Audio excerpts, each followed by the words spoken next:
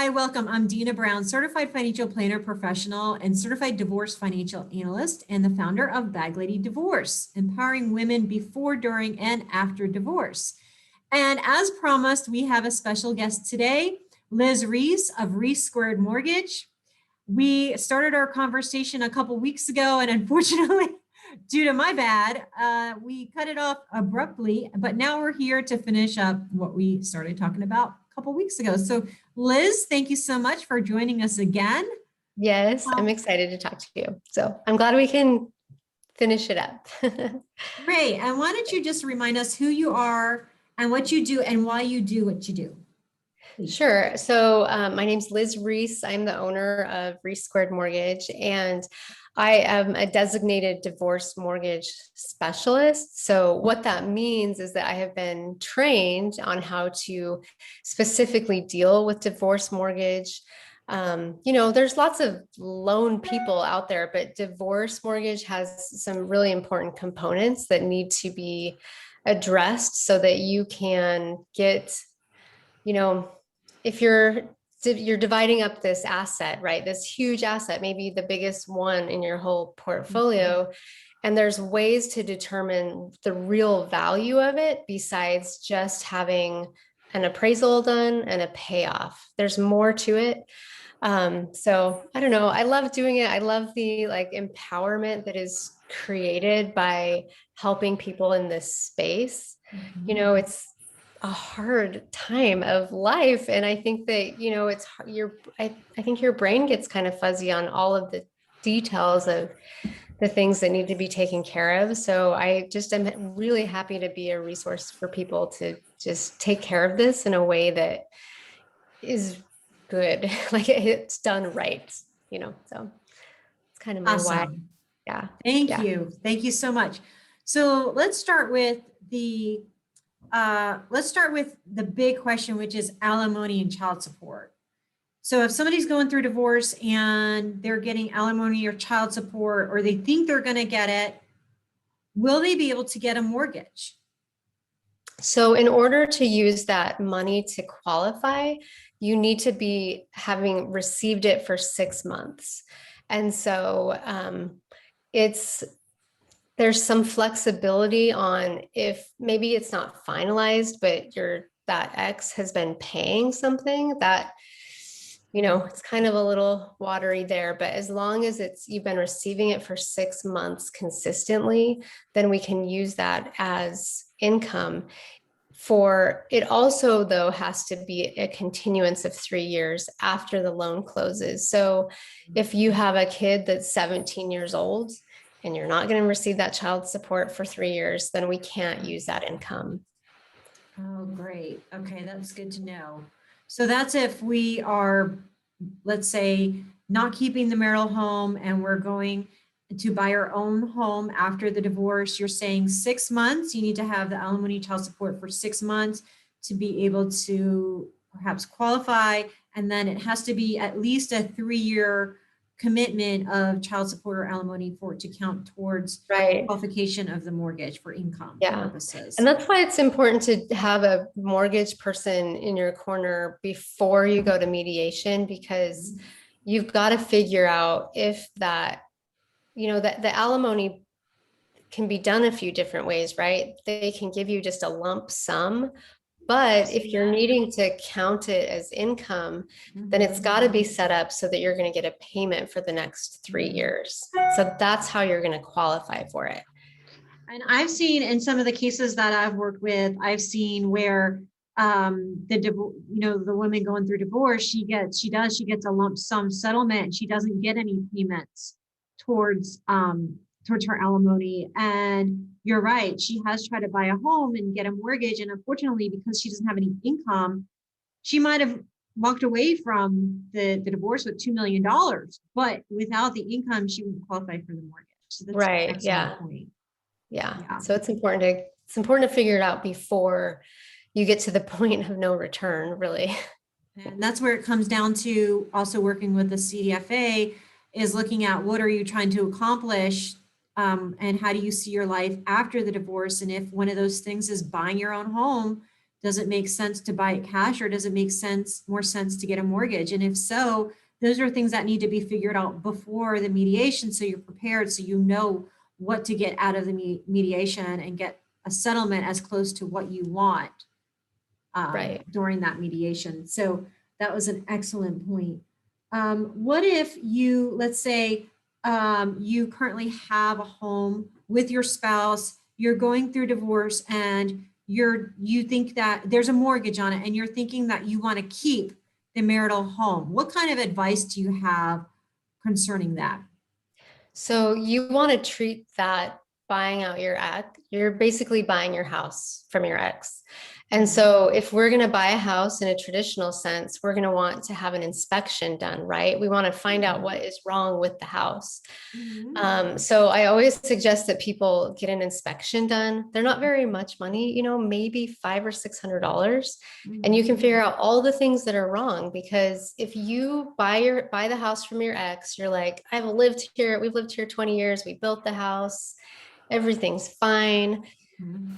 If and then you've bought that from your spouse, you're responsible for all of it. So we had a client that recently they were selling their house, and not divorcing, but just selling their house. Gorgeous home. It was their second home, so they weren't there a lot. So I mean, it was like pristine shape. And they Mhm. had an inspection done and discovered that underneath the house, water was gathering, and basically the underside of their house was rotting out, and it's like a $40,000 repair. Well, Oh. if this was a divorce case and she was buying out her ex, she would have thought, this house is great, it's in great condition, it's perfect, there's not even a scratch on the floor. But she would then have been stuck with this $40,000 repair. So it's important to do the inspection, because you need to find out what's wrong with your house. It's as much the husband's responsibility as it is the wife's. And so that's something I think you'd want to split up and figure Mhm. out. So that's like the Mhm. number one thing, actually. That's huge, and most people don't even think of doing that at all. And I think that you just never know what's going on behind the walls of your house, and it's better to be safe than sorry. If you're gonna, acquire one of the biggest assets you probably have, you should know whether or not it's going to need repair, because that's something too that you can negotiate in the mediation. If you're going to need a big repair, perhaps you don't want to keep the home, you want to buy your own home after the divorce, or maybe you want to negotiate for those repairs and get some more money on your side so you can make those repairs without taking it out of the split that you had already thought you were going to take. So, Right. Yeah. Negotiate that. Negotiate if you are going to sell the house someday, how much is a realtor going to cost you to have done, that's another cost Um, involved. yeah, we run a title report. So you have a title company run that search, because they can find other liens that might be on the house. Um, there was one recently where they did a title search and found that her ex-husband had a child support lien on their house that she didn't even know about. Oh my Child, gosh, was it from another wife he had, or? just like not a wife. So Oh, and she didn't there's know this, about? she didn't know, no, but God, yeah, isn't that crazy? So there's things you can scandalous. find in title searches that, Mhm. that's kind of an extreme example, but it's just one of those things Just you never kind of know. Yeah, find along again, the it's better way. to be safe than sorry. You just never know. I had a case once where I had a couple and they owned a lot of investment real estate, and I did a little bit of my own detective work for them. And she thought he was paying the condo dues on these investment properties and the property taxes, and he wasn't. Oh, And so, yeah, and so yeah, she wanted those properties in the divorce, but I said, nope, you don't want those if they have all of these liens against them for unpaid right. liabilities. And so yeah, we saved her from that big mistake. So, Yeah, well, those are the kinds of things that you find, like there's in California, and I'm sure every state has their own thing, but there's liens that they can put on your property. There are things you're signing up for, like solar. Solar is really big in California. There's some like energy efficient repairs, but they put that on the house as a lien, and then it's paid back in the property taxes. Well, like that's a debt against the house. Like that needs to be split between the two spouses. And so, there's things, there's like home equity lines of credit. There's this one case where the husband was, they both have access to this line of credit, and it's basically a credit card, but it's against your house. Right. And that didn't get closed. And so he was using it like it was a credit card, and she didn't know. And so it's just, there's things that you find in title, like home value is not just an appraisal and a payoff. There's just is more to it. And it's really important that people work with somebody who can help them figure out really the true value of the property. Absolutely. Those are some great tips. And then earlier, before we started recording, you had mentioned something about credit and keeping your credit report healthy. Can you talk a little bit more about that? Right. So part of the discovery phase for us is that we will pull credit and we'll figure out if there's some repair that needs to be done. If you're both on the mortgage for the property and one person in charge of the property decides not to pay it, it's going to tank the other person's credit score too. So credit is a big part of if you're wanting to qualify to buy your house or to buy a new house. And so we help people basically get pre-approved to either buy their own house or buy another house. And part of that process is evaluating credit and then cleaning up anything we might need to. Or I've noticed in some cases that it's a couple that maybe they get married really young, and it's like he's the primary breadwinner. And so all the debt goes against his name, right? Which helps his credit. And if she's not a part of that, she's not building her own credit. And so we'll get people that don't really have credit and help them get credit, how to get into a spot where they can improve their credit score, or just frankly, just get a credit score. So something we run into frequently is that, if a husband and wife gets married young, maybe, and he's the primary breadwinner, and, they're buying houses and cars and credit cards and all that stuff. A lot of the times I've noticed, for whatever reason, it's all in the husband's name. And so the wife isn't building credit. And so part of that discovery phase and all of this, and what we're trying to help people just be eligible, even to buy their own house or another house, is we've got to run their credit. And if maybe there are some issues that we need to help clean up, but they may not even have credit score. And so we can help them figure out how to boost credit, how to get credit so that they can qualify to purchase. Mm-hmm. That's an excellent point. So we talked about if you're going to buy a home after your divorce. We talked about buying a home, not buying a home, but keeping the home during the marital home, and the 3 tips as far as checking your credit, doing an inspection, and checking the title.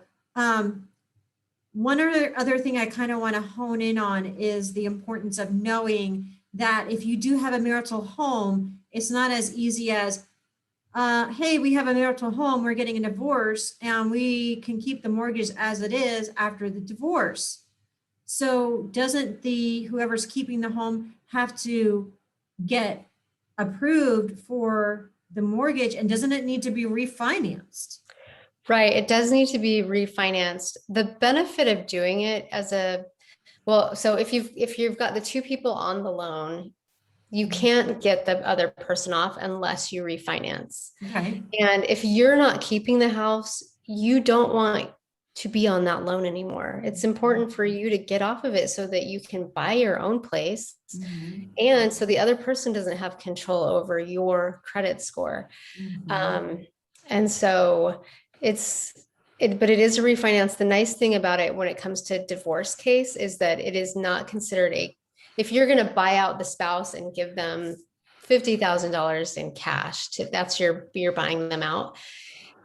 In a traditional circumstance, refinance, that's a cash out loan, and you're limited by the loan to value, meaning you can only go up to 80% loan to value if you're taking cash out. Well, in a divorce case, it's not considered cash out. It's like they are a debt you're paying off that has to do with the house. And so you can go clear up to 95%.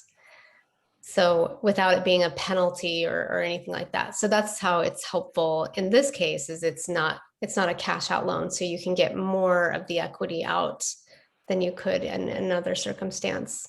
You can't get any extra. So you can't pay off your spouse and then get 10,000 for new floors. You can't do that, but you can pay that. Oh, okay. So what you're saying is if someone is going through a divorce and they've decided to keep the house, number one, they need to be eligible to refinance the house in their own name, which means Right. that they have to have the income source to pay the mortgage.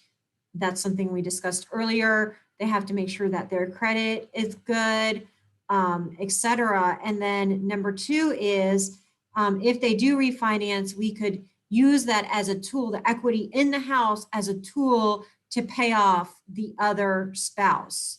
Right. Yeah. Part of it for that division of assets, which is not just the house, but all of the assets that are within the marriage. So there could be IRAs, investment accounts, money markets, cash accounts, and the home. So that's something that needs to be considered as well. Right. So that's a great planning tool right there, is maybe using that 95% equity to be able to cash out a little bit to pay on the other side, if that's something that you need to do. But I just really wanted to hone in on, it's not as easy as you get a divorce and everybody stays on the mortgage, and then one person gets the house, but both people are still on the mortgage. Yeah, you don't get want refinanced. Yeah. Mhm. Yep. You should uncouple that as well, for sure.